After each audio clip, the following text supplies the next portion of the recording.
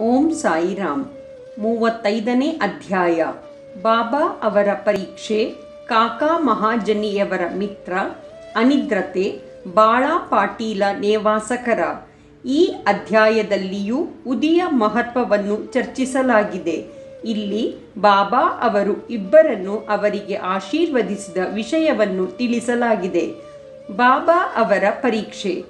ನಮ್ಮ ಆಧ್ಯಾತ್ಮಿಕ ವಿಚಾರದಲ್ಲಿ ಪ್ರಗತಿ ಹೊಂದಲು ಮತಭೇದಗಳು ಅಡ್ಡಿಯಾಗಿರುತ್ತವೆ. ಪರಮಾತ್ಮನು ಆಕಾರ ಉಳ್ಳವನು ಎಂದು ಹೇಳುವುದೇ ಭ್ರಮೆ. ಸಂತರು ಸಾಮಾನ್ಯ ಮನುಷ್ಯರೆಂದು, ದೇವರು ನಿರಾಕಾರವೆಂದು ಕೆಲವರು ಹೇಳಿರುವುದನ್ನು ಕೇಳಿರುತ್ತೇವೆ. ಹಾಗಿದ್ದರೆ ನಾವು ಸಂತರ ಮುಂದೆ ತಲೆಬಾಗಿ ಅವರಿಗೆ ದಕ್ಷಿಣೆಯನ್ನೇಕೆ ಕೊಡಬೇಕು? ಇತರರಿಂದಲೂ ಈ ಆಕ್ಷೇಪಣೆ ಬಂದಿದೆ.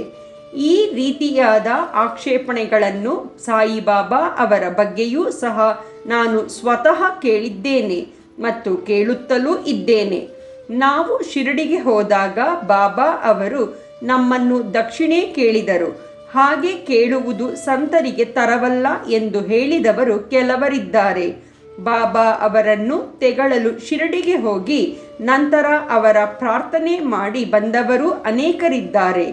ಇಂತಹ 2 ಉದಾಹರಣೆಗಳನ್ನು ಈಗ ನೋಡೋಣ. ಮಹಾಜನಿ ಅವರ ಮಿತ್ರ. ಕಾಕಾ ಮಹಾಜನಿಯವರ ಮಿತ್ರರೊಬ್ಬರು ನಿರಾಕಾರನಾದ ಪರಮಾತ್ಮನ ಆರಾಧಕರಾಗಿ ವಿಗ್ರಹ ಪೂಜೆಯನ್ನು ವಿರೋಧಿಸುತ್ತಿದ್ದರು. ಅವರು ಬಾಬಾ ಅವರಿಗೆ ನಮಸ್ಕರಿಸುವುದಿಲ್ಲ ಮತ್ತು ದಕ್ಷಿಣೆ ಕೊಡುವುದಿಲ್ಲ ಎಂಬ 2 ಷರತ್ತುಗಳ ಮೇಲೆ ಮಹಾಜನಿಯವರ ಸಂಗಡ ಶಿರಡಿಗೆ ಹೊರಡಲೊಪ್ಪಿದರು. ಮಹಾಜನಿ ಅವರು ಅದಕ್ಕೆ ಸಮ್ಮತಿಸಿ ಇಬ್ಬರೂ ಶನಿವಾರ ರಾತ್ರಿ ಹೊರಟು ಮರುದಿನ ಬೆಳಿಗ್ಗೆ ಶಿರಡಿ ತಲುಪಿದರು. ಅವರಿಬ್ಬರೂ ಮಸೀದಿ ಮೆಟ್ಟಲುಗಳನ್ನು ಹತ್ತುತ್ತಿದ್ದಂತೆಯೇ ಬಾಬಾ ಅವರಿಗೆ ಕಾಯಾವೇ ಜಿ, ಆಹಾ ಬನ್ನಿ ರಾಯರೇ ಎಂದರು. ಅವರ ಧ್ವನಿಯು ಮಧುರವಾಗಿತ್ತು. ಅದು ಕಾಕಾ ಮಹಾಜನಿಯವರ ಸ್ನೇಹಿತರ ತಂದೆಯವರ ಧ್ವನಿಯಂತಿತ್ತು. ಇದು ಅವರಿಗೆ ತಮ್ಮ ದಿವಂಗತ ತಂದೆಯ ನೆನಪನ್ನು ಮೂಡಿಸಿತು. ಅವರಿಗೆ ಸಂತೋಷ ಉಕ್ಕಿತು. ಆ ಧ್ವನಿಯಲ್ಲಿ ಅಂತಹ ಶಕ್ತಿ ಅಡಗಿತ್ತು. ಮಿತ್ರನು ಆಶ್ಚರ್ಯಚಕಿತನಾಗಿ, ಇದು ನನ್ನ ತಂದೆಯ ವಾಣಿ, ಇದರಲ್ಲಿ ಅನುಮಾನವೇ ಇಲ್ಲ ಎಂದು ನಿರ್ಧರಿಸಿ ತಮ್ಮ ಷರತ್ತು ಮರೆತು ಬಾಬಾ ಅವರ ಚರಣಗಳಿಗೆ ನಮಿಸಿದರು. ದಕ್ಷಿಣೆ. ನಂತರ ಬಾಬಾ ಮಹಾಜನಿ ಅವರಿಂದ ಮುಂಜಾನೆ 1 ಸಾರೆ ಮತ್ತು ಅವರು ಹೊರಡುವಾಗ 1 ಸಾರೆ ದಕ್ಷಿಣೆ ಕೇಳಿದರು. ಅವರ ಮಿತ್ರರಿಂದ ಅವರು ದಕ್ಷಿಣೆ ಕೇಳಲೇ ಇಲ್ಲ. ಆಗ ಆ ಮಿತ್ರನು ಕಾಕಾ ಅವರಿಗೆ, ಬಾಬಾ ನಿಮ್ಮಿಂದಲೇ 2 ಸಾರೆ ದಕ್ಷಿಣೆ ಕೇಳಿದರು. ಅದಕ್ಕೆ ಕಾಕಾ, ಬಾಬಾ ಅವರನ್ನು ನೀವೇ ಕೇಳಿ ಎಂದರು.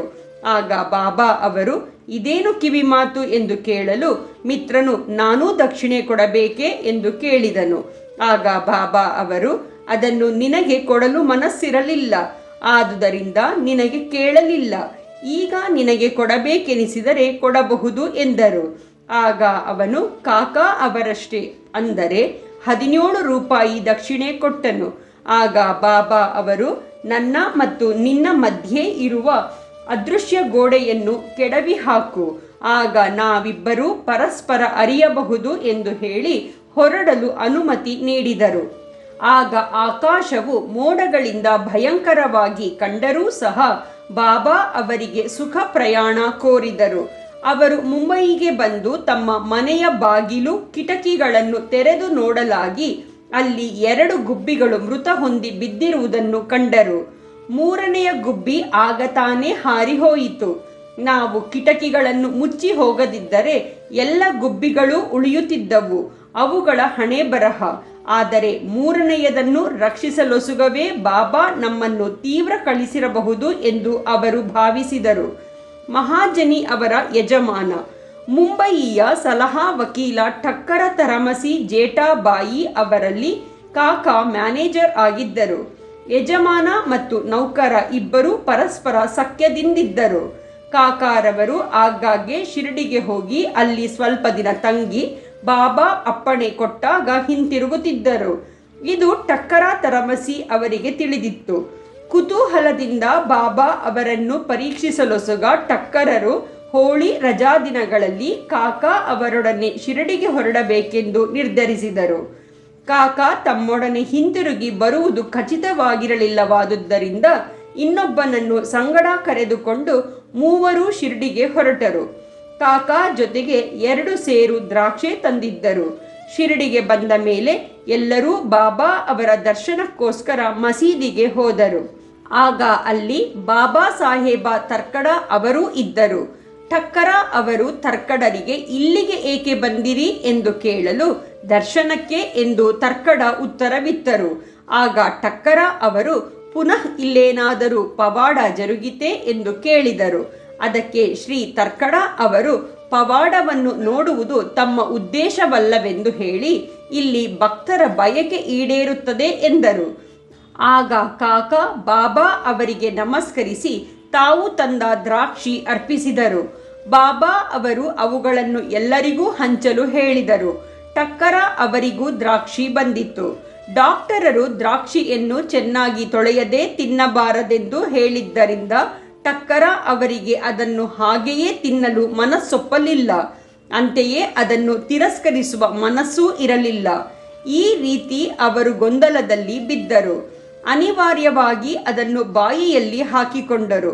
ಆದರೆ ಬೀಜಗಳನ್ನೇನು ಮಾಡಬೇಕೆಂದು ಗೊತ್ತಾಗಲಿಲ್ಲ. ಮಸೀದಿಯಲ್ಲಿ ಉಗುಳುವ ಹಾಗಿರಲಿಲ್ಲ. ಆದುದರಿಂದ ಮನಸ್ಸಿಲ್ಲದೆ ಅವರು ಬೀಜ ನುಂಗಿದರು. ಆಗ ಅವರು ಮನಸ್ಸಿನಲ್ಲಿ ಬಾಬಾರವರು ನಿಜವಾದ ಯೋಗಿಗಳಾಗಿದ್ದರೆ ನನಗೆ ದ್ರಾಕ್ಷಿ ಇಷ್ಟವಿಲ್ಲವೆಂಬುದು ಅವರಿಗೆ ತಿಳಿಯದೇ ಇರುತ್ತಿತ್ತೇ, ನನ್ನ ಮೇಲೆ ಈ ಒತ್ತಾಯಬೇಕೆ ಎಂದರು. ಈ ಯೋಚನೆ ಅವರ ಮನಸ್ಸಿನಲ್ಲಿ ಸುಳಿಯುತ್ತಿರುವಾಗಲೇ ಬಾಬಾ ಅವರಿಗೆ ಪುನಃ ಸ್ವಲ್ಪ ದ್ರಾಕ್ಷಿ ಕೊಟ್ಟರು. ಠಕ್ಕರ ಅವುಗಳನ್ನು ತಿನ್ನದೆ ಕೈಯಲ್ಲಿ ಸುಮ್ಮನೆ ಇಟ್ಟುಕೊಂಡರು. ಬಾಬಾ ತಿನ್ನಲು ಹೇಳಿದರು. ಆಗ ಅವುಗಳನ್ನು ಅನಿವಾರ್ಯವಾಗಿ ತಿಂದರು.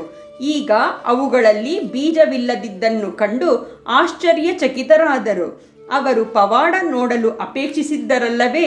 ಬಾಬಾರವರು ನನ್ನ ಇಂಗಿತವನ್ನರಿತು ದ್ರಾಕ್ಷಿಯಲ್ಲಿ ಬೀಜವಿಲ್ಲದಂತೆ ಮಾಡಿದರು ಎಂದು ಠಕ್ಕರರು ತಿಳಿದುಕೊಂಡರು. ಇದು ಅದ್ಭುತ ಶಕ್ತಿ.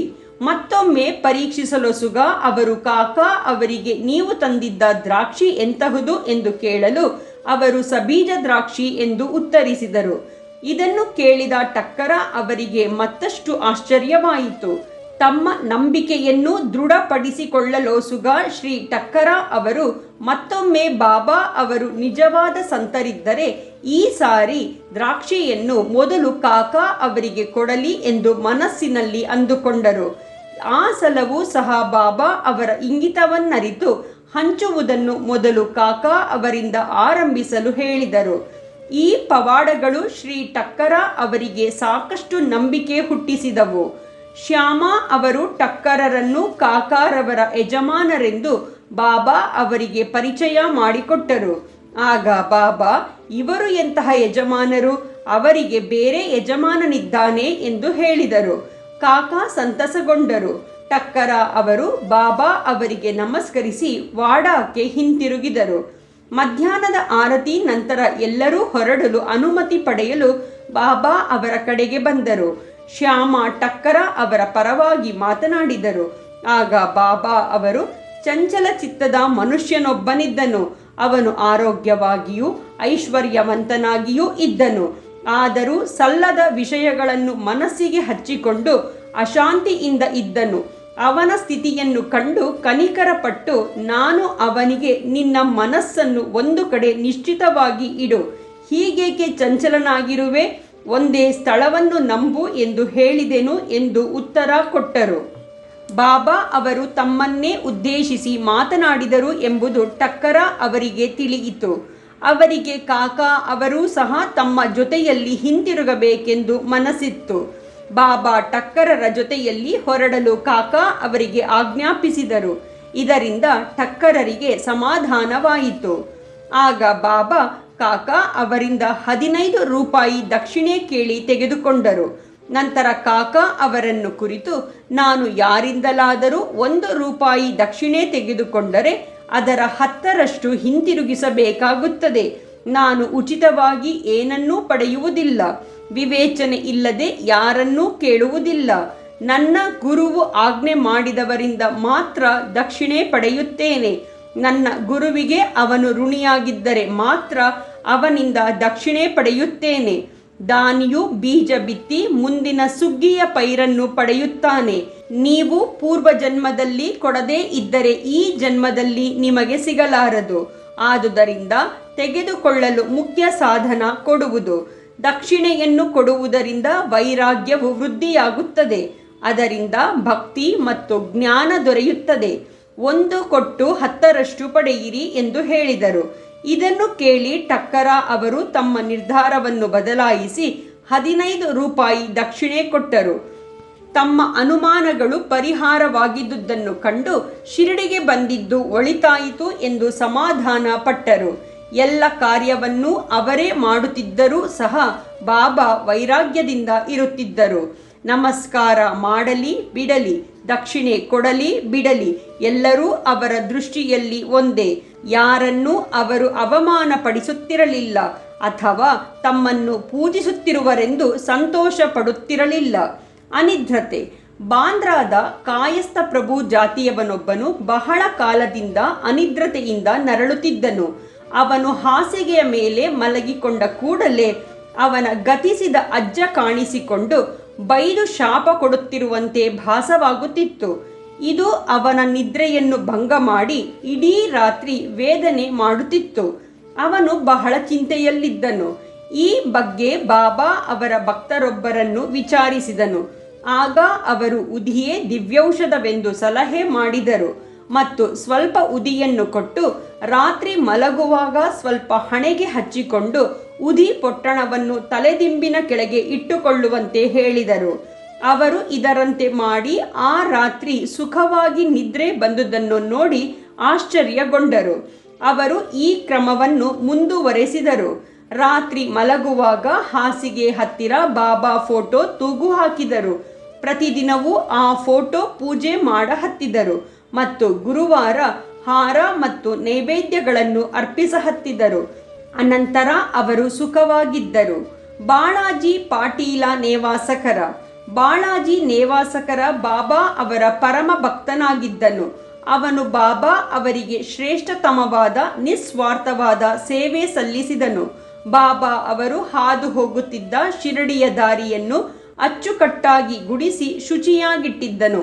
ಇವನ ನಂತರ ಈ ಕೆಲಸವನ್ನು ರಾಧಾಕೃಷ್ಣಮಾಯಿ ಮತ್ತು ಅಬ್ದುಲ್ ಅವರು ಮಾಡಹತ್ತಿದ್ದರು. ಬಾಳಾಜಿ ಸುಗ್ಗಿ ಮಾಡಿಕೊಂಡು ಧಾನ್ಯವೆಲ್ಲವನ್ನು ಮೊದಲು ಬಾಬಾ ಅವರಿಗೆ ಅರ್ಪಿಸುತ್ತಿದ್ದನು. ನಂತರ ಬಾಬಾ ಅವರು ಕೊಟ್ಟಷ್ಟು ಧಾನ್ಯ ಮಾತ್ರ ತೆಗೆದುಕೊಂಡು ಹೋಗಿ ಸಂಸಾರ ನಿರ್ವಹಣೆ ಮಾಡುತ್ತಿದ್ದನು. ಇದನ್ನು ಅವನು ಬಹಳ ಕಾಲದವರೆಗೆ ನಡೆಸಿಕೊಂಡು ಹೋದನು. ಇವನ ನಂತರ ಅವನ ಮಗನೂ ಸಹ ತಂದೆಯನ್ನು ಅನುಸರಿಸಿ ನಡೆದುಕೊಂಡನು. ಉದಿಯ ಶಕ್ತಿ. ಅಂದು ಬಾಳಾಜಿಯವರ ಶ್ರಾದ್ದ.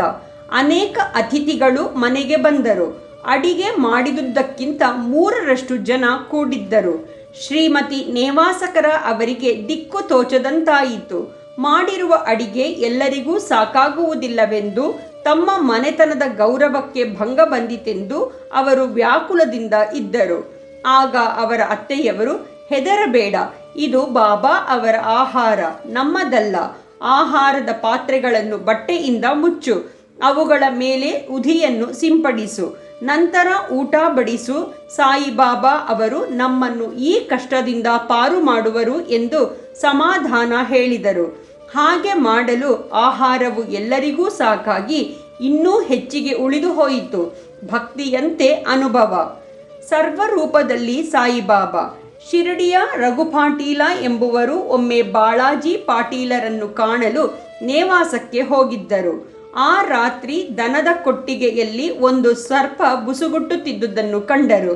ದನಕರುಗಳು ಗಾಬರಿಯಿಂದ ಅತ್ತಿತ್ತ ಓಡಾಡ ಹತ್ತಿದವು. ಮನೆಯವರೆಲ್ಲ ಗಾಬರಿಯಾದರು. ಆದರೆ ಬಾಳಾಜಿಯವರು ಮಾತ್ರ ಸಾಯಿಬಾಬಾ ಅವರೇ ಸರ್ಪ ರೂಪದಲ್ಲಿ ಬಂದಿದ್ದಾರೆಂದು ಭಾವಿಸಿ 1 ಲೋಟ ಹಾಲನ್ನು ಮುಂದೆ ತಂದಿಟ್ಟು, ಬಾಬಾ, ಏಕೆ ಬುಸುಗುಟ್ಟುತ್ತಾ ಸಪ್ಪಳ ಮಾಡುತ್ತಿರುವಿರಿ? ನೀವು ನಮ್ಮನ್ನು ಹೆದರಿಸುವಿರಾ? ಈ ಹಾಲನ್ನು ಶಾಂತಿಯಿಂದ ಕುಡಿಯಿರಿ ಎಂದು ಹೇಳಿ ಅಲ್ಲಿಯೇ ಕುಳಿತರು. ಅಲ್ಲಿದ್ದವರೆಲ್ಲರೂ ಭಯದಿಂದ ಏನೂ ಮಾಡಲು ತೋಚದೆ ಮೂಕರಂತೆ ನಿಂತಿದ್ದರು.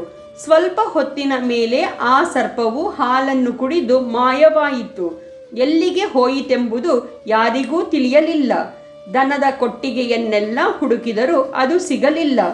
ಬಾಳಾಜಿಯವರಿಗೆ 2 ಪತ್ನಿಯರು ಮತ್ತು ಕೆಲವು ಚಿಕ್ಕ ಮಕ್ಕಳು ಇದ್ದರು.